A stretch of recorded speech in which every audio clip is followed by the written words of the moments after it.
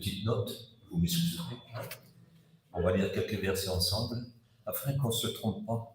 Que vous savez que les gens mal affermis tournent le sens des Écritures. Alors on n'y tient pas. On veut que la vérité soit faite parce qu'il y a de la force que pour la vérité. Sans elle, il n'y a aucune force, parce que la Bible dit, et la vérité, c'est sa parole. Cette vérité, c'est le Christ. On ne veut pas dire n'importe quoi. On veut simplement dire ce que Dieu veut que nous disions, ce que la Bible dit, rien de plus. Il ne nous promet pas, vous savez, n'importe quoi, il nous promet ce qu'il y a de mieux, mais ça ne sera pas pour tout de suite, ça sera pour plus tard et pour l'éternité. Mais aujourd'hui, il nous promet sur la terre d'être avec vous. Et il a dit que ça ne serait pas toujours rose, ça ne sera pas toujours facile, et vous allez comprendre pourquoi. Or, je vais commencer, bien sûr, à mettre les loupes. Il ne faut pas faire le jeûne quand on n'est plus. Hein, voilà. Alors, ça se trouve dans Matthieu 16. On va lire à partir du verset 21 à 28. On va prendre d'autres temps. On va prendre d'autres temps. Voilà. Dès lors, Jésus commença à faire connaître à ses disciples qu'il fallait qu'il allât à Jérusalem, qu'il souffrit beaucoup de la part des anciens, des principaux sacrificateurs et des scribes, et qu'il fut mis à mort et qu'il ressuscita le 3e jour. Il leur avait déjà dit plusieurs fois, mais là, écoutez, le temps est venu. Là, il va se rendre, ça sera la dernière Pâque. Il sait pourquoi qu'il y va, il sait. Il le rappelle à ses disciples, et on oublie de se rendre compte qu'ils avaient du mal à comprendre ça, beaucoup de mal. Dès lors, Jésus commença donc à faire connaître à ses disciples qu'il fallait qu'il allât à Jérusalem, qu'il souffrit beaucoup, de la part des anciens, des principaux sacrificateurs et des scribes, qu'il fut mis à mort et qu'il ressuscita le 3e jour. Donc il leur expliquera ça devait être quelque chose de très émouvant, j'imagine, si j'aurais été à côté de lui, que j'aurais entendu toutes ces choses-là, tout ce qu'il leur a dit. Il y en a certainement rajouté, mais il y a quelque chose qu'on a du mal à comprendre, mais vous savez, on se ressemble, on ne va pas juger surtout cet homme qui a dit ces mots-là, parce que des fois on ne comprend pas toujours ce qu'il nous demande, on ne comprend pas toujours ce qu'il fait, on ne comprend pas toujours ce qu'il dit, parce que souvent aussi ça ne nous arrange pas du tout. Mais j'ai simplement essayé de vous faire comprendre ça. Pierre, ce n'est pas rien, Pierre. Il ne faut jamais dire du mal sur cet homme-là, parce que s'il y avait quelqu'un qui aimait Dieu, c'est bien Pierre. Et puis quand le Seigneur faisait des choses un petit peu spéciales, il appelait Pierre, Jacques et Jean. Mais toujours dans cet ordre-là. Pierre, c'est Pierre. Pierre, c'était un homme exceptionnel qui aimait véritablement Dieu. Un jour, on fera la vie de Pierre, de quelle façon il l'a rencontré, de quelle façon il a vécu avec lui, de quelle façon il lui a dit. Écoutez, c'est très intéressant, ce n'est pas n'importe qui. Je comprends pourquoi que le Seigneur lui dira, quand tu seras revenu, tu affermiras tes frères. Je comprends. Pierre, l'ayant pris à part, se mit à le reprendre. Pierre, il ne comprenait pas. Il aime son Dieu à en mourir. Il aime son Dieu à l'aimer. Écoutez, d'une façon particulière. Pierre, l'ayant pris à part, se mit à lui dire, il dit, « À Dieu ne plaise, Seigneur, cela ne t'arrivera pas. » Je ne sais pas si vous vous rendez compte. Ça paraît, écoutez, comme ça paraît rien, mais quelle absurdité. Ça vous est jamais arrivé de vous trouver aussi absurde? Ça n'arrivera pas. C'est pas possible. Dieu ne veut pas. Chut, silence. Pierre, l'ayant pris à part, se mit à le reprendre et dit, à Dieu ne plaise, Seigneur, cela ne t'arrivera pas. Mais Jésus se retournant dit à Pierre, arrière de moi, Satan, tu mets en scandale, car tes pensées ne sont pas les pensées de Dieu, mais celles des hommes. Écoutez, bien sûr, il ne s'appelle pas Satan. Pierre n'est pas Satan. Pierre aime Dieu. Mais il sait que l'autre est en train d'être contre ce plan-là, le plan de Dieu. Satan ne sera jamais contre, il ne sera jamais pour le plan de Dieu. Jamais. Mais non, c'est pas possible. Mais non, c'est pas possible. Mais non. Si, c'est possible. Écoutez, nous sommes livrés d'une façon particulière ici pour combattre, pour un combat très dur. C'est un combat à la vie et à la mort. Parce que certains, pour ce combat-là, meurent aujourd'hui encore. Est-ce que vous réalisez? Mais je sais, c'est le combat de la vie. Et ce combat de la vie, il faut qu'on l'entretienne. Écoutez, c'est un combat dans notre vie. On est capable de certains sacrifices. De toute façon, on l'a dit hier, quand on aime, on ne garde pas au sacrifice, ni au prix à payer. On ne garde pas à la douleur, à la souffrance. Quand on aime, on est prêt à tout, on ne regarde plus écoutez, à notre santé, à notre sommeil, on ne regarde plus, écoutez, à quoi que ce soit, on est prêt à tout perdre et à tout donner parce qu'on aime, parce que l'amour est fidèle. L'amour va jusqu'à la mort, je vous promets. Des gens aujourd'hui meurent d'amour, pas seulement pour Dieu, mais pour des autres amours. Et nous devons plus jamais notre vie, notre mort, la Bible dit, aller dans la main de Dieu. Est-ce que vous croyez ça? C'est pas moi qui le dis, c'est la parole de Dieu. Alors Pierre, l'ayant pris à part, se mit à lui dire, se mit à le reprendre, et dit, à Dieu ne plaît, c'est-à-dire, tu sais bien que Dieu n'est pas d'accord, ça ne plaît pas à Dieu que tu meurs, mais cela ne t'arrivera pas. Jésus retournant dit à Pierre, arrière de moi Satan, tu m'es en scandale, car tes pensées ne sont pas les pensées de Dieu, mais celles des hommes. Et bien souvent, faisons attention de ne pas avoir des pensées charnelles. Alors, elles sont très gentilles, hein. Monsieur tu, maman, vous savez, chez nous, on n'est pas des gars, Dieu, on est des manches. Mais il faut faire ce que Dieu veut. On doit tout accepter. Oui, oui. Dieu n'accepte pas les mauvais plans. Il accepte son plan. Le bon plan. Le bon plan. Depuis toujours, Satan a voulu détourner les plans de Dieu. Toujours, tout le temps. Il a même essayé avec Jésus de détourner le plan de Dieu. Et imaginez un petit peu qu'il ne rattrape pas à nous. Hein. Non, qu'il ne rattrape pas à nous. Heureusement que de temps en temps, il nous rattrape pas en disant, écoute, ce n'est pas toi là, Pierre. C'est pas toi là. Hein. C'est Satan. Hein. C'est pas bon ça, Pierre. Hein. Ça, c'est une pensée des hommes charnels, des hommes sans Dieu. Hein. Toi, tu dois avoir la pensée de Dieu. Nous avons la pensée de Dieu. Je dis que nous avons la pensée de Dieu, mais des fois, quand elle ne nous arrange pas, faisons très attention. Écoutez, essayez de regarder dans le passé. Écoutez, s'il a toujours eu la pensée de Dieu, s'il a été toujours d'accord avec Dieu. Et puis, pour se dérouper à ces pensées-là, si vous avez fait ce qui ne plaisait pas à Dieu, je ne rentre pas dans les détails, ça ne me regarde pas. Moi, je suis un pasteur et ça regarde à Dieu. Mais on peut toujours arranger nos petites pensées, non? On peut les faire mieux, non? Il faut faire très attention. Ce que Dieu veut. Vous avez dit que ça serait toujours tout rose. Hein? Vous savez, vous comprendrez après. On va lire quelques passages. Croyez-moi que la vie chrétienne, si elle veut être bien vécue, ben, ce n'est pas comme on veut nous, mais c'est comme il veut lui. Et puis, vous savez, lui, il a souffert, il n'a pas regardé à la souffrance, il n'a pas regardé à la dépense, il n'a pas regardé au prix à payer, il n'a pas regardé, écoutez, au sacrifice. Pourtant, lui s'appelle Dieu. Hein. Jésus s'appelle Dieu, il est Dieu. Hein. Jésus est Dieu. Hein. Il n'a pas regardé à la souffrance, il s'est livré comme une proie à arracher. Vous savez, une proie, c'est quelqu'un, vous savez que les proies, c'est pour ce qui est sauvage. Et les sauvages, ça l'a dit Dieu dit maître. Et lui, c'est offert. Il sait tout faire, lui, le Dieu, le maître, comme une proie à arracher, afin que ces sauvages retrouvent Dieu et qu'ils trouvent un maître. Vous savez ce que Dieu dit? Si je suis votre Dieu, il dit, où est l'honneur qui m'est dû? Et si je suis votre maître, où est la crainte qui m'est due? Et alors, où est l'amour? Alors moi, je ne vous connais pas, je vous connais comme ça, je suis très content de vous voir. Vous ne connaissez pas non plus, vous ne connaissez pas mon intérieur, et moi je ne connais pas le vôtre. On essaie de démontrer par des œuvres ce qui est en nous, mais ça peut tellement être maquillé et trafiqué, ça. C'est vrai, c'est pas vrai. On s'en est rendu compte sur certains hommes qu'on croyait être des étoiles, et pour finir, ce n'était pas des étoiles, c'était des morceaux de charbon. Que Dieu nous ouvre les yeux et que nous comprenons, c'est tellement important. Alors Jésus dit à ses disciples, si quelqu'un veut venir après moi, qu'il renonce à lui-même, qu'il se charge de sa croix et qu'il me suive.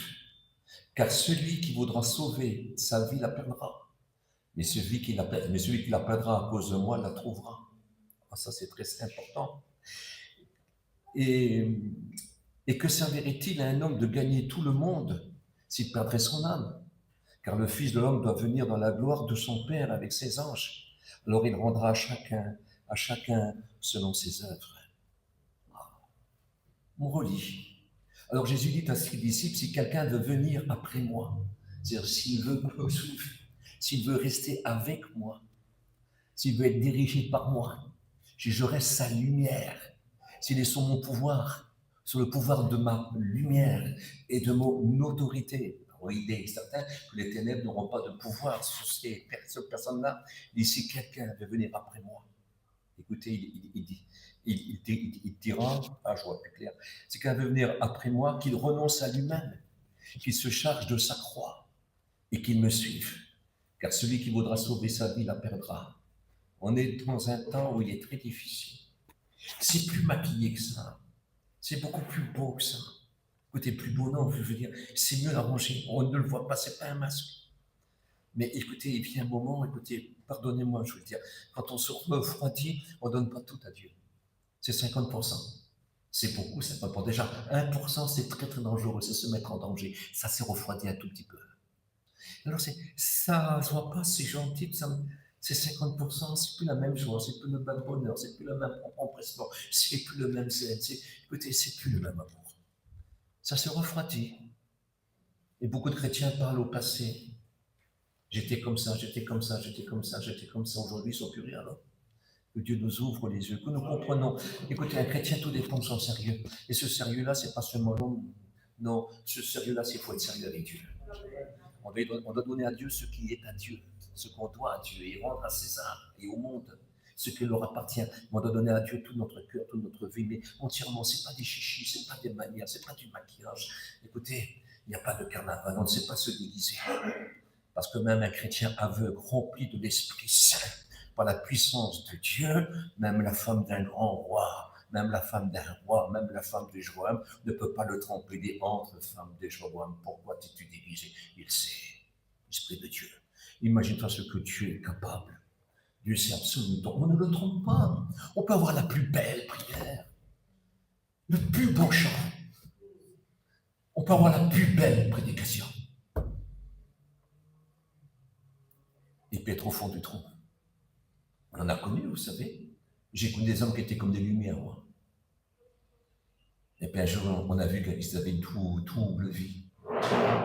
Puis ils ont pu être serviteurs de Dieu. Et ils ont fini comme des clochards, comme des soulards. Oui. C'était à 50%, ça ne dure pas toujours. La patience de Dieu a des limites. Je vous en supplie.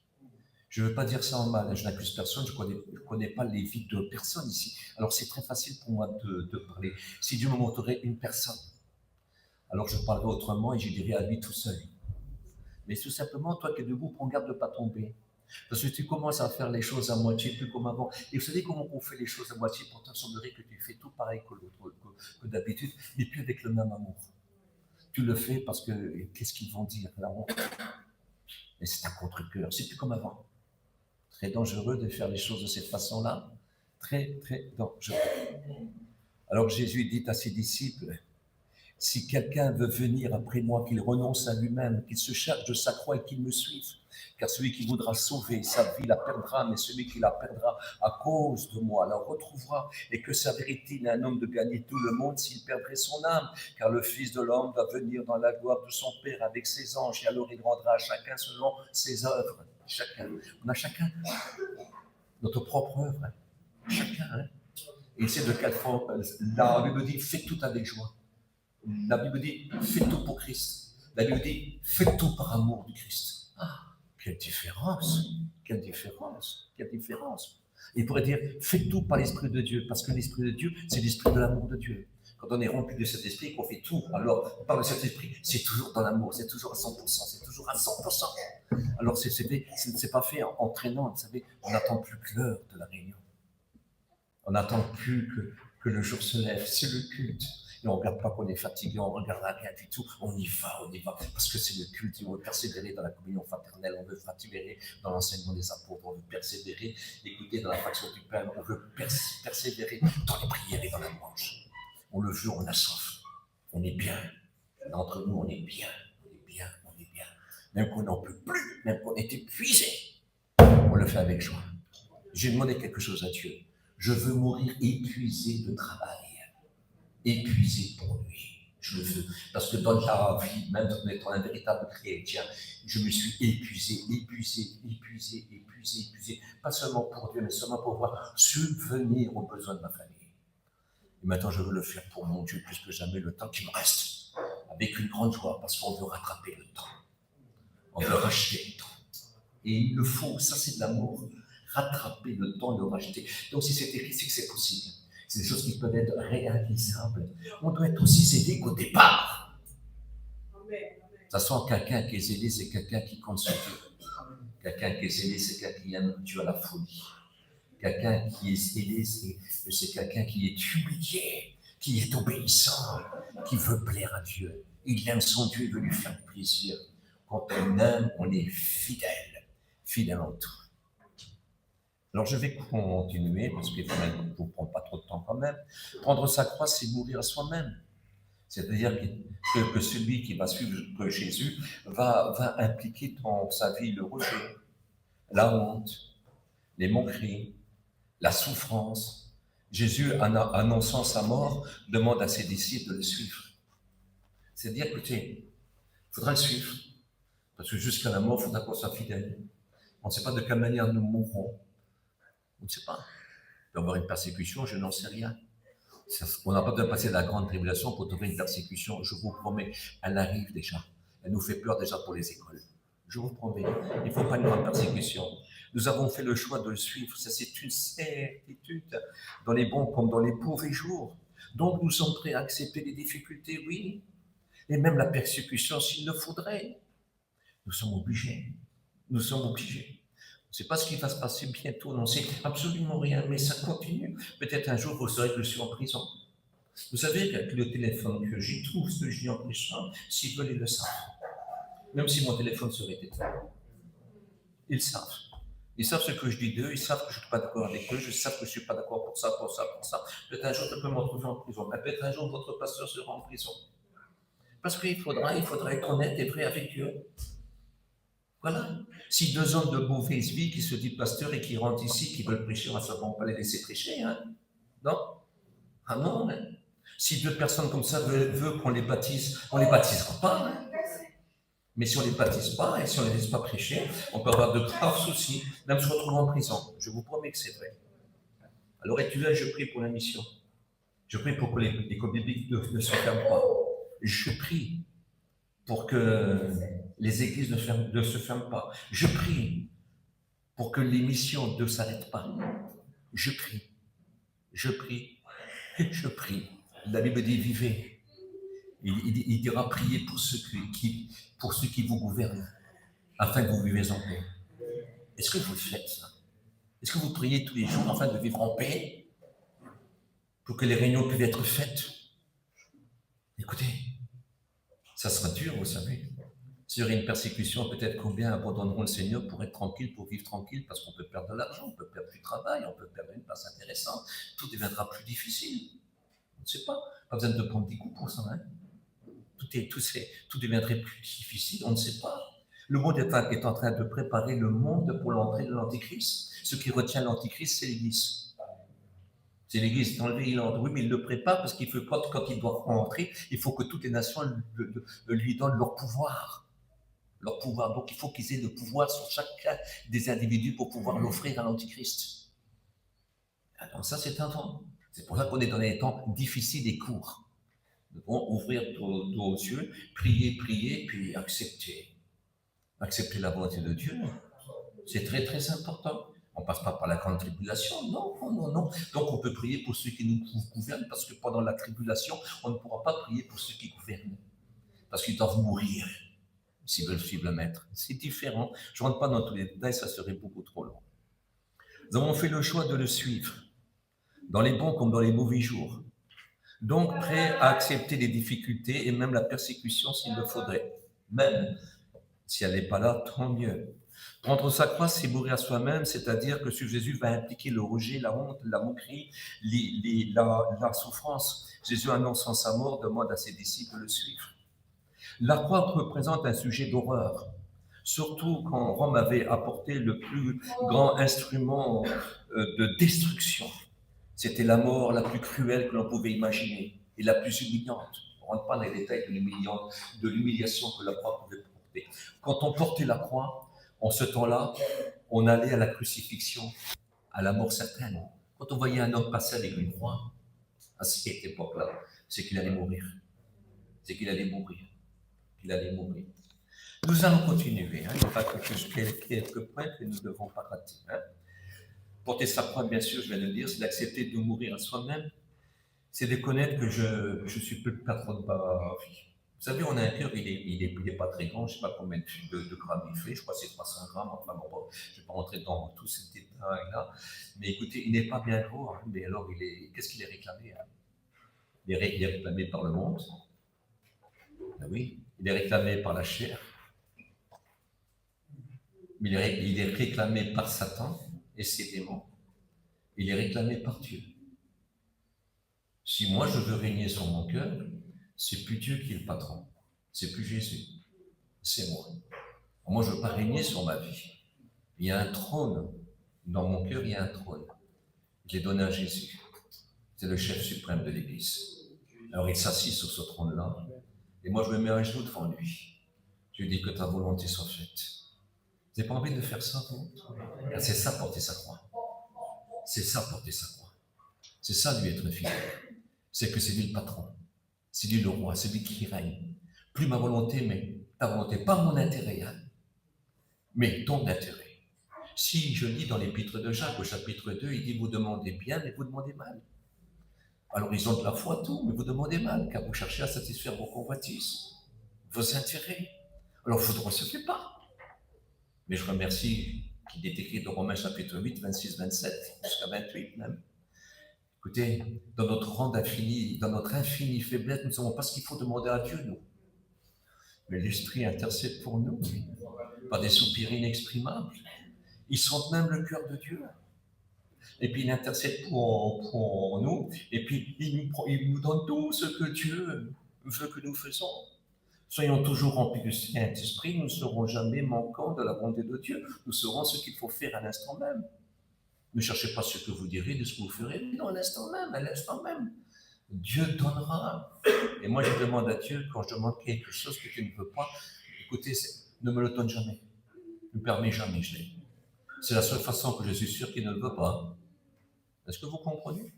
Ne me donne pas ce que j'ai envie, donne-moi ce que toi tu as envie.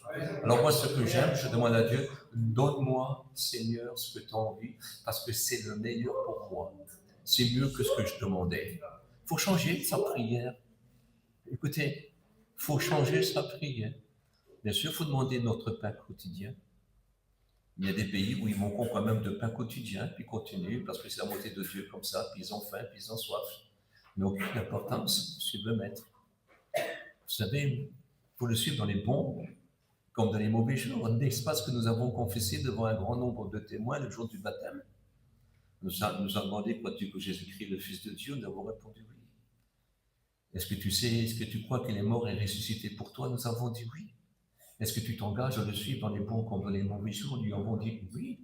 Alors ils ont répondu, alors sur la confession de ta foi, on te baptise au nom du Père, du Fils et du Saint-Esprit. Et c'est ce qui s'est passé, mais ça c'est un engagement à vie, ça. C'est pas pour 3 jours, 1 mois, 3 ans, 10 ans, 30 ans. C'est pour toujours, toujours. On a commencé à le suivre ici, puis quand on sera au ciel, on va marcher encore avec lui, on va le suivre, il va nous amener aux sources de la vie, c'est ce que la Bible dit, toute notre vie, toute notre éternité. Nous marcherons avec lui. Est-ce que vous êtes d'accord avec ça? Et ça, c'est très important, très important. Alors, je ne veux plus régner sous ma vie, non. Écoutez, c'est d'être rejeté des fois par sa propre famille, par les beaux-parents, par la famille. C'est être rejeté, mais je vous promets, on a connu ça, nous. Qui disaient qu'on était des fous, qu'on était des gens affreux, qu'on était devenus des sorciers, des abominables, on était plus catholiques. Que des catholiques, que c'est eux. Hein. Ils buvaient du matin au soir, ils se battaient avec tout le monde, ils volaient, ils trompaient. Hein. Mais ils croyaient que c'était des gens merveilleux. Et nous, qu'on marchait avec le Maître Jésus, parce qu'on aimait Jésus, le Fils de Dieu, qui est mort sur la croix. Alors eux, c'est pas mettre quand ils voyaient une croix, de faire un petit signe de croix, ils ne comprenaient rien, absolument rien. Nous, on a descendu de la croix, on avait dans notre cœur. Il est vivant. Il est vivant. On lui fait pas un petit signe. Il est notre vie. C'est tellement plus important. Donc, c'est pas toujours facile, vous savez. Et puis, il faut savoir être mal jugé, d'être accusé, hein, d'être calomnié. Hein. On est mal jugé quand on est chrétien, parce qu'on ne veut plus faire comme eux. On ne fait plus les mêmes manières qu'eux, on n'a plus les mêmes rites d'eux, même pour les défunts, pour tout. On a changé beaucoup d'attitudes, on n'est plus dans des deuils qui sont... Non, on y pense, on sait, on fait plus, on a un autre rythme, on fait plus les coutumes. Écoutez, on essaye de plus faire comme avant. Eux, ils le font par coutume. Nous, ce qu'on a, c'est dans le cœur. Non. Donc, alors on est mal jugé, on est mal compris, on est accusé, on a des soucis, on a des peines. Et ils se moquent de nous, ils disent des mots qu'il ne faut pas. Leurs enfants peuvent faire n'importe quoi, mais si votre enfant bouge un tout petit peu, il est beau le fils des chrétiens, il est beau ton fils, tout ça, mais ils font 1000 fois plus les autres. Et nous, on ne dit jamais rien, on se laisse faire. On est toujours bas jugés. Eux ont tous les droits, nous, on a. le droit de rien. Mais n'ont aucune importance. Nous, on suit Jésus. Et le Seigneur nous fera droit. Notre droit à nous, c'est Jésus. Notre droit à nous. Il fait bon droit. Oh là là, il rend à chacun selon son droit. Il est juste, immensément juste. Écoutez, nous savons que toutes ces choses peuvent durer, on peut continuer de cette façon-là, tant qu'on l'aime. Parce que c'est l'amour qui fait toute la différence. J'ai dit au début, on aime tellement qu'on regarde à rien. À rien. On est épuisé de fatigue, mais il est rentré un peu à l'hôpital. On est toute la journée à l'hôpital, on est toute la journée dedans, et même dans la nuit, puis ça dure, et puis on mange même plus, puis on travaille même plus, il n'y a plus rien qui compte. Et c'est comme un jour, parce que justement qu'on l'aime, on l'aime, on l'aime, on l'aime, on l'aime. Et quand on aime, c'est ça. Quand on n'aime plus, on se lasse. Le temps qu'on aime, on fait l'impossible. On dirait que l'amour fait des miracles. On dirait que l'amour, ça redonne de la force. On dirait que l'amour, c'est plus fort que le sommeil et que la nourriture. On dirait que l'amour, on est prêt à toutes les souffrances même, parce qu'on aime. C'est fort l'amour. Écoutez, avec Dieu, nous ferons des exploits, mais il faut dire, ceux qui ont l'amour pour Dieu, alors avec Dieu, ils feront des exploits. Mais il faut l'amour pour Dieu, on ne fait pas des exploits comme ça, parce que celui qui manque d'amour, pour lui qui fasse un exploit, ça pourrait le rendre orgueilleux. Mais quand on a de l'amour, on est humilié, on n'a pas d'orgueil. Est-ce que vous voyez, on a horreur de l'applaudissement puis des compliments? L'honneur est à notre Dieu, à toi l'honneur, à toi le règne, à toi la puissance, à lui, mais pas à nous, absolument rien, rien. Ne rends pas gloire à nous, Seigneur, gloire à nous, rends gloire à ton nom. Ça, c'est très important. Alors, je vais continuer. Alors, je vais laisser ces 2, 3 points-là, 4 points-là. On va le mettre à la fin, 5 points-là. Mais toutes ces choses, on va le mettre aussi, on le met à la fin. Est-ce que vous êtes d'accord avec moi? Voilà. Nous allons continuer là. Ça, c'est ce qui va nous donner après. Je vous ai parlé ainsi, dans Jean 16, verset 33. Je vous ai parlé ainsi, afin qu'en moi vous ayez la paix. Dans le monde, vous aurez à souffrir. Mais courage. Moi, j'ai vaincu le monde. C'est Jésus, hein? Je recommence. Je vous ai parlé ainsi, afin qu'en moi vous ayez la paix dans le monde. Pourtant, il dit,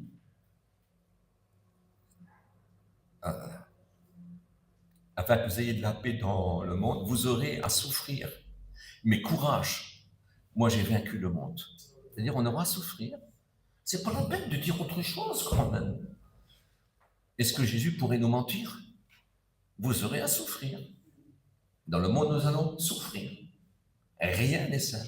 On ne souffrira pas toujours, mais on souffrira pas mal de fois. Puisqu'on vieillira, puisque ça sera pire. Mais aucune importance. On sera plus fort encore. On sera mûri. Même dans leur blanche jeunesse, ils portent encore beaucoup de fruits. Même s'ils viendront mourir, même morts, ils parleront encore. 1 Pierre 4, 12, verset 13. Mais bien aimés, ne soyez pas surpris comme d'une chose étrange qui vous arrive, de la fournaise qui est au milieu de vous, pour éprouver dans la mesure que vous communiez aux souffrances de Christ. Et réjouissez-vous afin d'être dans la joie et l'allégresse quand sa gloire se révélera. Si l'on vous insulte pour le nom de Christ, heureux êtes-vous, parce que l'Esprit de gloire, l'Esprit de Dieu repose sur vous. C'est différent, hein? C'est différent. On le relit en détail, tout doucement, tellement important. Mais bien aimés, ne soyez pas surpris comme d'une chose étrange qui vous arrive, de la fournaise qui est au milieu de vous, pour vous éprouver, dans la mesure que vous communiez aux souffrances du Christ. Réjouissez-vous afin d'être dans la joie et l'allégresse quand sa gloire se révélera. Si l'on vous insulte pour le nom du Christ, heureux êtes-vous, parce que l'Esprit de gloire, l'Esprit de Dieu repose sur vous. Écoutez, de tels versets, il faut les vivre. Hein. Mais ici, ils le disent parce que c'est vrai, réjouissez-vous, parce qu'il dit, mais bien-aimés, on est ses bien-aimés. Donc, il nous communique de son amour et de sa force, non? On est ses bien-aimés, il sera avec nous, il contrôlera tout. Ça ne sera pas toujours ça. Vous allez comprendre que des hommes, des femmes, des enfants qui autrefois étaient des êtres tout ordinaires, qui avaient peur aussi d'oublier de choses, ils ont rencontré le Maître Jésus. Et puis on les prenait, on les amenait dans les arènes. Et les lions, ils venaient, écoutez, les tigres venaient, les panthères venaient, écoutez tout ce que vous voulez. Et puis, ces gens-là commençaient à chanter des cantiques se tendant par la main. Et ils avançaient. Des petits-enfants, des femmes et des enfants. Je ne sais pas, mais c'est vrai, c'est une réalité, je vous promets, c'est vrai. Ils étaient remplis, ils étaient bien aimés. Ils disaient, réjouissez-vous. Je ne sais pas, on a du mal. Écoutez, c'est pas des mots en l'air, je les jette pas en l'air, moi. Ils sont écrits, sortis de la bouche du maître. Là, c'est l'apôtre Pierre qui en parle, mais il a été élevé avec le maître spirituellement. Il connaît la moitié de Dieu. Puis il va écrire ce que Jésus a dit qu'il fallait qu'il écrive. Alors il l'a écrit. Seigneur, heureux êtes-vous parce que l'Esprit de gloire, l'Esprit de Dieu repose sur vous. Oh, qu'est-ce que c'est beau. Qu'est-ce que c'est beau. On les scie en deux. On les scie en deux. Hein? On les brûlait. On les faisait tuer par des bêtes sauvages. Écoutez, ils avaient faim, ils avaient soif. Ils manquaient de vêtements. Ils habitaient les antres de la terre. Ils étaient pourchassés. Mais eux, dans le monde, n'étaient pas dignes. C'est grand, hein? Eux, dans le monde, n'étaient pas dignes. 1 Pierre 6, 7. C'est là ce qui fait votre joie, quoique maintenant, puisqu'il le faut, vous soyez attristés, mais pour un peu de temps. Ah oui, à côté d'éternité. Eh oui. C'est là ce qui fait votre joie. C'est toujours 1 Pierre. C'est là ce qui fait votre joie, quoique maintenant, puisque le faut, vous soyez attristés pour un peu de temps. Ça vous arrive jamais d'être attristé un petit peu, mais c'est pour un peu de temps. Puis il ne dit pas que vous serez un tout petit peu attristé. Enfin, c'est là, puis puisqu'il le faut que vous soyez attristé. Là, c'est pas seulement un petit peu d'attristement, attristé. C'est-à-dire que vous êtes carrément triste. Triste, carrément triste. Ça arrive. Ça ne dure pas toujours. Merci Seigneur. Que l'Esprit de Dieu vienne nous visiter d'une façon particulière, c'est une autre affaire. Mais écoutez, il n'y a pas de vie chrétienne sans un combat. Je l'ai dit une fois, écoutez, on est des soldats du Christ, on n'est pas n'importe qui. Pourquoi on ne fait pas n'importe quoi? Un combat, un soldat, il est en guerre, nous on est en guerre. Et puis on sait qu'on va prendre des coups. Et peut-être même qu'on pourra en mourir. Certains. Oui, mais écoutez, c'est pas mourir vaincu, ça c'est mourir fidèle. C'est une autre affaire. Donc, écoutez, si quelqu'un ne veut pas prendre de coups, il n'ira pas loin dans sa vie chrétienne. Hein? Aussitôt, il fera des reproches à Dieu, il va dire c'est pas normal, c'est pas juste. Hein? Mais nous, on ne connaît pas le mot de Dieu, on dit écoute, Seigneur, on ne sait pas pourquoi, mais toi, tu sais pourquoi. Et tout est mieux parce que nous le verrons après. Romains 12, verset 12. Que le Dieu de l'espérance vous remplisse, vous remplisse de toute joie et de toute paix dans la foi pour que vous abondiez en espérance. Partagez avec les fidèles qui sont dans le besoin. Pratiquez l'hospitalité avec empressement. Bénissez ceux qui vous persécutent. Bénissez ceux qui vous persécutent. Souhaitez-leur du bien et non du mal. Soyez toujours joyeux avec ceux qui sont dans la joie et pleurez avec ceux qui pleurent. C'est pas Jonito qui a dit ça, hein? C'est écrit dans Romains chapitre 12, verset 12. C'est pas moi qui le dis, hein? C'est pour ça que moi j'aime bien travailler avec les versets. Hein? C'est beaucoup mieux. C'est beaucoup mieux. Pour te vous dire celui-là. Un jour ils m'ont dit, oh Jonito, c'est un grand jour. Hein? Oh, bah, d'accord. S'il veut comme ça, je suis d'accord. Mais moi je dis ce que Dieu dit. Voilà. Hein? Que le Dieu, écoutez, que le Dieu de l'espérance, si on a besoin d'espérance, c'est pas pour du beurre, hein? Non? Si on a besoin de l'espérance, c'est qu'on a besoin que ça va mieux. Hein? Hein? C'est vrai, hein? Voilà. Que le Dieu de l'espérance vous remplisse de toute joie et de toute paix dans la foi, pour que vous abondiez en espérance, partagez avec les fidèles qui sont dans le besoin. Pratiquez l'hospitalité avec empressement. Bénissez ceux qui vous persécutent. Souhaitez-leur du bien et non du mal. Soyez toujours joyeux avec ceux qui sont dans la joie et pleurez avec ceux qui pleurent. Oh, c'est beau, non? C'est-à-dire vous restez toujours chrétien même quand tout va mal. Restez toujours chrétien même quand tout va mal. Romains 8, verset 18. Je suis obligé de passer un petit peu. Écoutez, voilà ce qu'il dit. Ah, j'estime en effet qu'il n'y a pas commune mesure entre la souffrance du temps présent et la gloire qui va être révélée pour nous. C'est beau ce verset-là, non? Hein? Donc, il ne dit pas que tout sera rose. Hein. J'estime en effet qu'il n'y a pas commune mesure entre la souffrance du temps présent et la gloire qui va être révélée pour nous. La gloire qui va être révélée pour nous, pour les chrétiens, pour ceux qui sont capables de souffrir et rester fidèles. Mais vous savez qu'on grandit dans la souffrance. Hein. Oh là là là là. Eh oui. 1 Pierre 3,14. D'ailleurs, quand vous souffrirez pour la justice, vous seriez heureux. Maman. D'ailleurs, quand vous souffrirez pour la justice, vous serez heureux. N'ayez d'eux aucune crainte. Ne soyez pas troublés, mais sanctifiez dans vos cœurs le Christ, le Seigneur, étant toujours prêt à vous défendre avec douceur et respect devant quiconque vous demande raison de l'espérance qui est en vous. Quand quelqu'un nous demande raison de l'espérance qui est en nous, c'est qu'ils ne sont pas contents, ils ne sont pas d'accord. Mais écoutez, d'ailleurs, quand vous souffrirez pour la justice de Dieu pour quiconque croit, justice de Dieu pour quiconque croit en Jésus-Christ. Voilà comment le verset dit. Justice de Dieu pour quiconque croit en Jésus. Si vous, écoutez, quand vous souffrirez pour la justice, c'est-à-dire pour le Christ, pour la justice, vous seriez heureux. N'ayez donc aucune crainte, ne soyez pas troublés, mais sanctifiez dans vos cœurs le Christ, le Seigneur, étant toujours prêt à vous défendre avec douceur et respect devant quiconque vous demande raison de l'espérance qui est en vous. C'est pas beau ça? Toujours. On dit, oh, c'est des démons, oh, c'est des démons, oh. Non, c'est pas ça. On n'a pas ce langage injurieux, non? On a de l'amour. Écoutez, on a de l'amour.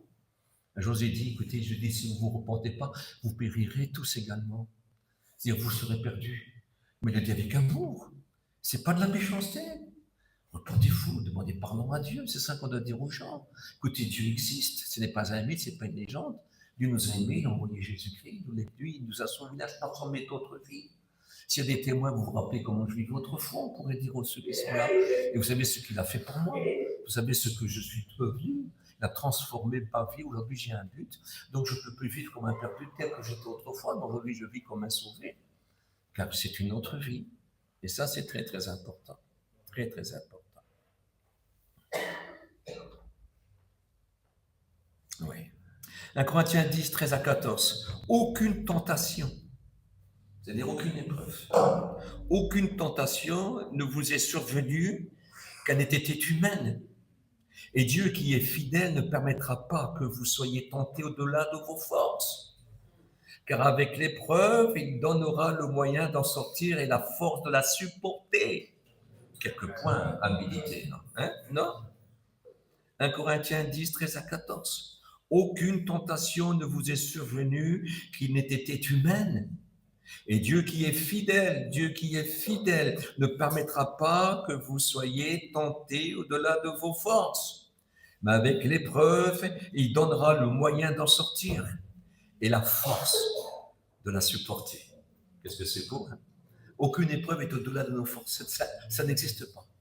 Il a déjà préparé le moyen de nous en sortir avant que l'épreuve arrive. Même si on en meurt, hein? Mais c'est leur vainqueur. Satan la bouche fermée. On est mort fidèle. Nous sommes sauvés. Qu'est-ce que c'est beau. Qu'est-ce que c'est beau. On va continuer un petit peu. Hein? Vous n'êtes pas en colère? Moi non plus. Voilà. Jésus parle encore là. Il faut que je mette ça en détail. Il y en a encore beaucoup. Vous savez, j'en ai encore plein des écritures comme ça. Et j'attends de faire quelque chose de propre après. Si le monde vous hait, sachez qu'ils m'ont haï avant vous. Je ne sais pas si j'en ai parlé hier. Si le monde vous hait, sachez qu'ils m'ont haï avant vous. Eh oui. Si vous étiez de ce monde, le monde aimerait ce qui est à lui. Mais parce que vous n'êtes pas de ce monde et que je vous ai choisi du milieu du monde, à cause de cela, le monde vous hait. Quelqu'un qui vous hait, il ne veut pas votre bien. Puis il y a des chrétiens comme ça, parce que ce n'est pas des chrétiens. Alors, ils nous aiment parce qu'on est trop spirituels. Ils ne nous aiment pas parce que nous sommes trop spirituels. Et on leur dit ouvertement, puis ça les vexe, parce qu'ils veulent des honneurs. Mais ils ne sont pas chrétiens. Ils vivent comme des perdus. On ne peut pas donner des honneurs à quelqu'un qui déshonore Dieu. Non, C'est pas possible. Hein? Si vous étiez de ce monde, le monde aimerait ce qui est à lui. Mais parce que vous n'êtes pas de ce monde et que je vous ai choisi du milieu du monde, à cause de cela, le monde est. Parce que le Seigneur nous aime et qu'il nous a choisis. Parce que nous sommes à lui que nous lui appartenons. Parce que nous vivons comme lui vit. Parce que la Bible dit, c'est pas moi qui dis, c'est Paul. Il le dit aux jeunes, aux vieux, ça. Hein?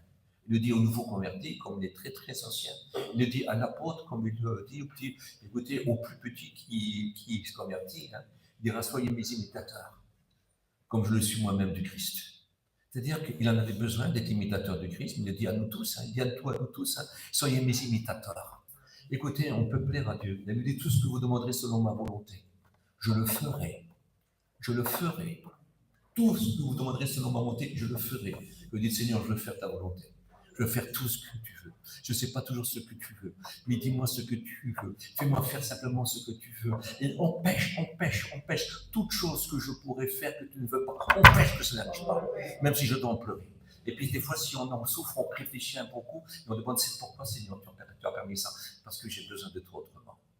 Et ça, c'est très, très important. Écoutez, c'est très important. Si vous étiez de ce monde, le monde aimerait ce qui est à lui. Mais parce que vous n'êtes pas de ce monde et que je vous ai choisi du milieu du monde, à cause de cela, le monde vous hait. Je continue. Souvenez-vous de la parole que je vous ai dite. Le serviteur n'est pas plus grand que son maître. Ah non. S'ils m'ont persécuté, ils vous persécuteront aussi. S'ils ont gardé ma parole, ils garderont aussi la vôtre. Je recommence. Souvenez-vous de la parole que je vous ai dite. Le serviteur n'est pas plus grand que son maître. S'ils m'ont persécuté, ils vous persécuteront aussi. S'ils ont gardé ma parole, ils garderont aussi la vôtre. C'est très important. Or, ils garderont, c'est beaucoup au futur, ça. C'est pas tout de suite. Il faut d'abord qu'ils voient nos bonnes œuvres, quand ils nous voient agir. Et à force de nous voir agir, même qu'ils nous font pas mal de problèmes et de soucis, écoutez, ils changent. Car un jour, Dieu pourra les visiter, parce qu'ils ont tellement vu, ils ont été un petit peu interpellés. Et s'ils ont raison? Et si c'est vrai? Il dit qu'afin que quand le Seigneur les visite, il glorifie vos œuvres. C'est grâce à vos œuvres que Dieu a pu les interpeller. Je ne sais pas si vous vous rendez compte, je ne sais pas si ça compte, parce que si vous n'avez rien à montrer, vous n'aurez rien à dire et le Seigneur aura la bouche fermée. Vous savez ce que Dieu dit dans le livre des Proverbes? Mon fils, sois sage, afin que je puisse répondre à celui qui m'outrage. Ah oui, mon fils, sois sage. Parce que si tu n'es pas sage, sagesse, c'est capacité. Si tu n'as pas de capacité spirituelle, écoute, il ne pourra pas répondre à l'accusateur. Afin que je puisse répondre à celui qui m'outrage, le Seigneur aura la bouche fermée. Ça le fera souffrir. Tu lui feras du mal, parce qu'il continuera à t'aimer. Il t'aimera toujours. Il t'aimera jusqu'à, écoute, quand tu auras rendu le dernier battement de ton cœur. Il t'aimera jusqu'à là. Mais si tu es perdu après. On va faire très attention. Vous savez, quand il est écrit, tu aimeras l'Éternel ton Dieu de tout ton cœur. Le vrai texte, écoutez, c'est cardio. Et si vous savez ce que ça signifie à chaque battement du cœur. Toc, je t'aime. Et à chaque instant, la nuit comme le jour, en toute saison. Printemps, été, automne, hiver. Dans l'abondance, dans la disette. Dans l'abandon, dans le rejet. Écoutez, toujours, je t'aime.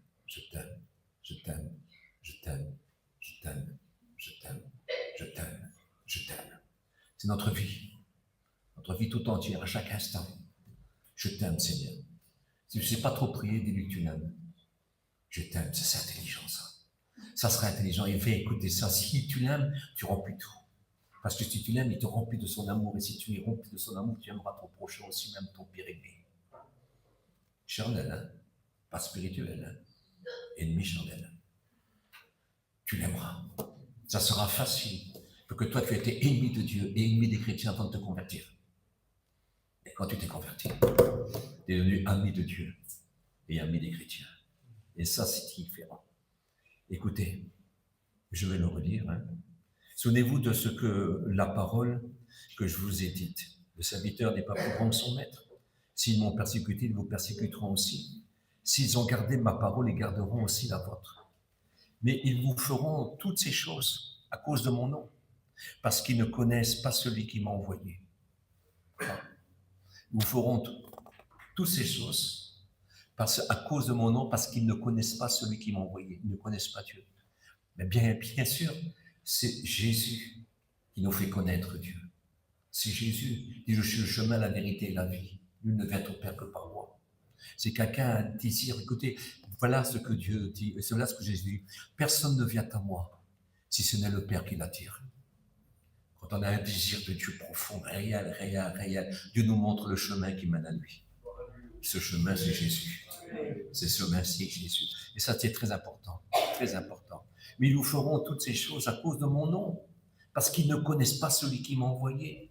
Si je n'étais pas venu et que ne leur eussent parlé, ils n'auraient pas de péché. Mais maintenant, ils n'ont aucune excuse de leur péché. Oh là là. Aucune excuse. Parce qu'il a parlé, aujourd'hui, il continue à parler en travers nous. Il y a 2000 ans, on n'était pas là, mais on a rencontré le Maître Jésus. Et quand on a rencontré le Maître Jésus, il continue à parler en travers nous. Toutes les paroles que vous entendez, elles sont divines. Elles sortent de la Bible. Quand vous rendez témoignage aux gens que Jésus est le Sauveur, écoutez, ce sont des mots divins. Écoutez, c'est une semence d'une puissance incroyable. Incroyable. Tout dépend dans quel cœur elle tombe. Si c'est un cœur honnête, elle rentre. Et puis elle pousse. Il donne du fruit en abondance. Très, très important. Ils feront toutes ces choses à cause de mon nom parce qu'ils ne connaissent pas celui qui m'a envoyé. Si je n'étais pas venu et que je ne leur eusse parlé, ils n'auraient pas de péché. Mais maintenant, ils n'ont aucune excuse de leur péché. Oui, c'est ce que la Bible dit. Ils sont inexcusables, ils sont donc inexcusables qu'après avoir entendu, ils n'ont pas cherché. Il faut chercher quand on entend. Ça, je demande toujours aux gens de demander des signes à Dieu. Je demande aux inconvertis qui écoutent la parole de Dieu et qui ne la connaissent pas, demandez des signes à Dieu. Vous verrez ce que je dis est vrai. Dieu est vivant. Écoutez, celui qui cherche trouvera. Celui qui frappera, on lui ouvrira. Celui qui demandera, on lui donnera. Ça, c'est une certitude, je vous promets, c'est une certitude. Mais maintenant, écoutez, il a parlé en travers nous. Il y a 2000 ans que les gens ne voyaient pas, oui, il y a 2000 ans que les gens ne voyaient pas le Maître Jésus. Mais il y a 2000 ans, il y a des conversions en abondance. Les églises se multiplient, elles sortent de la terre d'une façon particulière. On en a de plus en plus, des habitants dans tous les coins. Écoutez, c'est magnifique. Ça se compte par centaines et centaines et centaines. On dépasse les 500 000, on est peut-être à 600 000, 700 000 aujourd'hui de chrétiens, des gens du voyage. Et dans le monde, alors là, je n'en sais pas. Mais on est nombreux, vous ne pouvez pas vous imaginer. Je ne sais pas si tout le monde est bien converti, je ne sais pas si tout le monde est sauvé, mais malgré tout, ceux qui fréquentent les églises, ceux qui connaissent la parole de Dieu, ça se compte à un nombre alors incalculable. Alors que Dieu continue, c'est-à-dire que ça continue. Ceux qui ne se convertissent pas avec tout ce qu'ils ont entendu, avec tout ce qu'ils ont vu, quel dommage, ils sont sans excuse. Mais quand ils voient qu'il y a quelque chose et qu'ils désirent trouver, qu'ils sont attirés par Dieu, alors il est écrit que Dieu, ils s'aiment Dieu, ils voulaient le trouver, mais comment, où est le chemin? Si je connaîtrais ce chemin, où est ce chemin? Voilà ce que Job disait. Vous savez qu'un rédempteur existait, mais comment il s'appelle, comment le trouver? Il ne sait pas. Une chose extraordinaire. Jésus dit, je suis le chemin, la vérité et la vie. Nul ne vient au Père que par moi. Écoutez si c'est joli ce texte-là. Celui qui me hait est aussi mon Père. Celui qui a de la haine pour moi, il a de la haine pour mon Père. Mais cela est arrivé afin que s'accomplisse la parole qui est écrite dans leur loi. Ils m'ont haï. Écoutez, sans cause. Ils m'ont haï sans cause. Des gens haïssent sans Dieu. Ils haïssent Dieu sans cause. Sans cause. Aucun amour pour lui. Je vous lis ça. Vous voulez? C'est tout des petites rajoutes que je fais. Vous savez, c'est pas ordonné, hein, mais je vais le faire plus tard. Je dois faire des séminaires. J'en ai quelques feuilles comme ça. Je vais faire quelque chose. Je vais faire ça en 6 réunions, en espérant que les gens comprendront que toutes nos petites épreuves, ça peut faire que du bien. Absolument. Et on sort vainqueur toujours. Job 17, verset 6, vous connaissez ce Job exceptionnel, hein? Voilà ce qu'il dit. Je suis celui à qui l'on crache au visage. Je suis celui à qui on crache au visage. Dans Job 30, au verset 10, ils ont horreur de moi. Ils se détournent. Ils me crachent au visage. Job 30, au verset 12, ces misérables se lèvent à ma droite et me poussent avec leurs pieds. Me poussent comme ça, là, avec leurs pieds. Le grand Job, cet homme extraordinaire. Écoutez, c'était un homme qui avait tout pour plaire. Et écoutez, c'était le plus grand de tous les fils de l'Orient. Quand on parle de fils de l'Orient, on parle de roi. C'est pour cela qu'il peut dire ça. Écoutez, si je sortais, il parle autrefois, si je sortais pour aller à la porte de la ville et si je me faisais un siège dans la place, les jeunes gens se retiraient à mon approche. Les veillards se levaient et se tenaient debout. Les princes arrêtaient leur discours et mettaient leurs mains sur leur bouche. La voix des chefs se taisait et leur langue s'attachait à leur palais. Job 29, 7 à 10. Je ne sais pas si vous ignorez qui était cet homme-là. C'était un roi. Quand on parle de fils de l'Orient, on parle de roi. C'est le plus grand de tous. Mais il aimait Dieu. Écoutez, il est du temps des Chaldéens, il est du temps d'Abraham. Écoutez, il n'est pas sous la loi et il n'est pas sous la grâce. Les choses extraordinaires, même les Juifs l'ont mis dans leur Bible. Je ne sais pas si vous réalisez. Même les Juifs, certainement voulu par Moïse, ça a été mis là, dans ce livre-là. Et puis, dans le Nouveau Testament, il est mis aussi. Et même Jésus parle de Job. Je ne sais pas si vous imaginez. Écoutez, il n'est pas sous la loi, mais on dirait qu'il la connaît par cœur. On l'a accusé de toutes sortes de mots. Vous savez ce qu'il a dit? Si j'aurais fait ça, j'aurais eu ça. Si j'aurais fait ça, Dieu m'aurait fait ça. Il m'aurait fait ça, il m'aurait fait ça, il m'aurait fait ça. C'est toutes les condamnations et les punitions que Dieu a infligées à Israël quand Israël a abandonné Dieu pour adorer des faux dieux. Toutes ces punitions-là. Et il parle de la grâce d'une façon particulière. Elle dit, je sais que mon Rédempteur est vivant et qu'il me donnera raison. Il dit, devant lui, je défendrai ma cause. Et il m'écoutera, lui. Il ne sait pas qui il est. Il ne le sait pas, mais c'est qu'il y a un Rédempteur. Un Rédempteur, c'est quelqu'un qui te rachète. Jésus est le Goël, qui signifie celui qui a le droit de rachat. Il nous a rachetés. Nous avons été rachetés par Dieu. C'est magnifique, non? Il dit, le témoin qui est dans le ciel, il dit Job. Le témoin qui est dans le ciel ne ment pas. Il sait que ce témoin-là, il s'appelle Jésus. Enfin, il ne sait pas que c'est Jésus, mais il sait que c'est le Rédempteur. Alors écoutez, il comprend les deux parties. Dieu est en colère.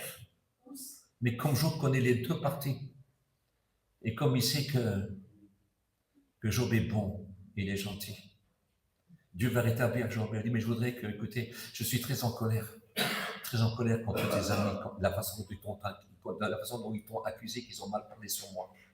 Alors, écoute-moi bien, mais il sait comment Job il est. Alors il va dire, écoute, tu vas leur dire qu'ils amènent des taureaux. Un taureau pour chacun d'eux, et toi tu vas l'offrir pour eux. Et grâce à ta prière, je vais rien leur faire parce que Dieu désirait les tuer. Parce qu'ils avaient mal parlé en accusant un innocent. Et puis il le faisait comme si c'était Dieu qui leur disait de le dire ça. C'est très très grave, ils ont mal parlé de moi. Oui, Dieu est juste. Et grâce à leur prière, grâce à la prière de Job, les 3 amis ne sont pas morts. C'est beau ça, hein? Et Job va donner le double de tout ce qu'il avait avant. Il va donner 10 enfants, les 3 filles aux des noms prophétiques. On n'a pas le temps d'en parler. Écoutez, des choses incroyables. Ce sont les plus belles de tout le pays. Ce n'est pas forcément la beauté que nous voyons. Hein. Il y a quelque chose de spirituel en eux, d'exceptionnel. Et les fils étaient extraordinaires aussi. Mais même les premiers étaient extraordinaires. Job avait tellement peur, peut-être que mes fils ont péché, il offrait des sacrifices autrefois. Il pensait, parce qu'il était, écoutez, il est roi, mais il semblerait qu'il est sacrificateur aussi. Je ne sais pas si vous imaginez qui est Job. Ce grand homme, ils l'ont accusé de tout, absolument tout, puis il était bon. Puis il était tellement malade, on va parler un peu de sa femme, si vous voulez. Il était tellement malade, il souffrait d'une façon particulière. Écoutez, toute sa peau était devenue noire et gonflée, et ça s'ouvrait, et du pus sortait. C'était un cancer généralisé à l'intérieur comme à l'extérieur. Il était recouvert de la tête aux pieds d'ulcère malin, de cancer, de la tête aux pieds. Une souffrance incroyable. C'était une pestilence. Une pestilence, écoutez, une odeur qu'on ne peut pas imaginer. C'est pas moi qui le dis, c'est la Bible. Et sa femme, elle connaît son mari. Un homme si bon. Puis il continue toujours à louer Dieu, à prier, à prier. Elle dit, mais non, elle devient folle par la douleur. Elle le voit souffrir de façon particulière. Elle dit, mon Dieu est mort. Elle ne peut plus le voir de cette façon-là. Et puis il dit, femme, tu parles comme une insensée. Nous avons reçu de Dieu le bien. Et puis on ne recevrait pas le mal aussi. Et en toutes ces choses, elle lui dit que Job ne pécha pas par ses lèvres. Pour sa femme, il n'a pas eu besoin de trop offrir un sacrifice. Dieu n'a rien dit. Mais avec sa femme, Dieu va lui donner encore 10 enfants. Oh, qu'est-ce que c'est beau. Elle était debout, elle souffrait, elle était un homme si juste, si bon. Qu'est-ce qui t'arrive, Job? Pourquoi on te fait ça? Écoutez, on peut des fois perdre le sens. Parce que la Bible dit que l'épreuve peut rendre insensé même le juste. Je vous promets, c'est écrit. Ça dure une seconde. Ok, pardonne-moi, Seigneur. Mais c'était méchant, c'était vilain. Il condamnait Job, il maudissait Job. Dieu, si t'arrive ça parce que t'es comme ça, t'es comme ça, t'es comme ça, t'es comme ça, t'es comme ça. Il dit, bon, vous êtes des fâcheux consolateurs. Mais Dieu est venu, il l'a consolé, il va vivre encore 140 ans. Le temps de tout oublier, mais je ne sais pas si on oublie ses enfants. Mais il va vivre encore 140 ans. Écoutez, dans un bonheur complet et rassasié de jours. C'est-à-dire, matin, il voudrait partir. Matin, il voudrait voir son Dieu. Ce Dieu qu'il a toujours aimé. Et il est parti de cette façon-là. Rassasié de jours, dire qu'il en a marre. Je veux partir maintenant. Je veux aller vers Dieu. Il avait tout, mais il a toujours aimé Dieu plus que tout. Quand il n'avait rien, il aimait Dieu à la même hauteur. Quand il était blasphémé, quand il était humilié, écrasé, qu'il souffrait la nuit, il était jour. Il hurlait la nuit comme le jour. Il ne pouvait même pas dormir. Ses souffrances, on dirait presque un an. Des souffrances incroyables. N'importe quel homme aurait déjà été mort. Mais Dieu ne voulait pas qu'il meure. Il veut qu'il vainque son épreuve. Et qu'il soit vainqueur. Oh, Satan a eu la bouche fermée. Mais de vous en moi, est-ce que l'Église ne pourrait pas être aussi forte que lui? Non. Rempli de l'Esprit Saint. Avec la connaissance du Maître Jésus. Écoutez, s'il y a de la chair qui parle encore, c'est parce qu'il y a un manque de remplissage. Pas assez d'Esprit Saint. Écoute, j'aime étudier la Bible, mais d'abord, je préfère être rempli de l'Esprit. Hein. Parce qu'en la lisant avec l'Esprit, ça marchera mieux. Nous devons être remplis du Saint-Esprit. Et c'est possible que vous soyez toujours remplis du Saint-Esprit. Et vous n'accomplirez pas les désirs de la chair. Oui, mais c'est l'esprit de la vérité. Si on est rempli de lui, on est rempli de la vérité, on ne vivra pas l'erreur. Quelle importance. Être toujours rempli de l'Esprit Saint. On peut prêcher comme un livre.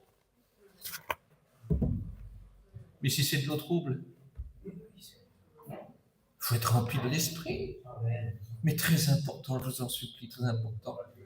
Écoutez, avant tout, la première chose à faire, on peut être dans le besoin, on peut avoir des soucis, on a des enfants, on a de la famille, on peut avoir des malades, des difficultés. Mais avant toute chose, si on veut triompher, si on veut apporter la bénédiction, si on veut écouter un triomphe, soyons remplis de l'Esprit Saint. Seigneur, remplis-moi de l'Esprit Saint. C'est l'Esprit de l'amour de Dieu, il t'appelait. Hein?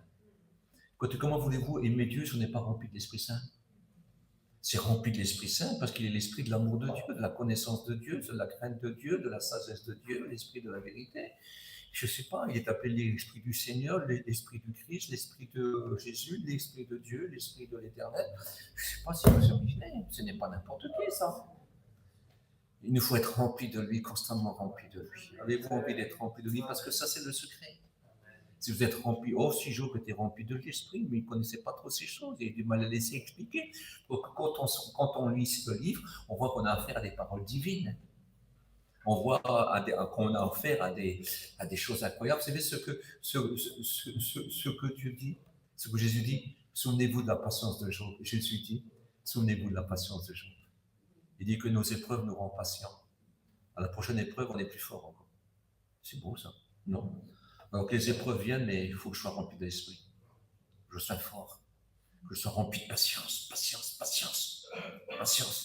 Des fois, je me dis, il ne peut pas m'arriver plus qu'il m'est arrivé.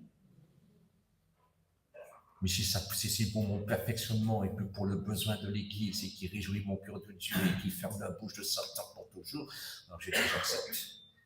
J'accepte. J'accepte. Vous êtes prêts à accepter? C'est pas que des mots, ça, hein? Et ça s'accomplit que par la puissance du Maître, que par Dieu. Avec l'épreuve, il a déjà préparé le moyen de nous en sortir, car il n'est aucune épreuve et qui nous est insupportable, que Dieu n'a pas préparé le moyen que nous la supportons. C'est beau. C'est tellement beau. Il y aurait tellement de choses à dire, vous savez. Mais on va prier. On va prier. Or, je ne vais pas demander si quelqu'un veut que je prie pour lui. On a besoin de tous prier de toute façon. Hein. Il n'y a pas de souci. Mais on pourrait prier un petit peu.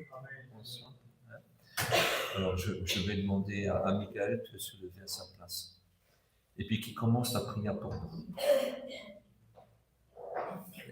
Remercions le Seigneur pour ta parole.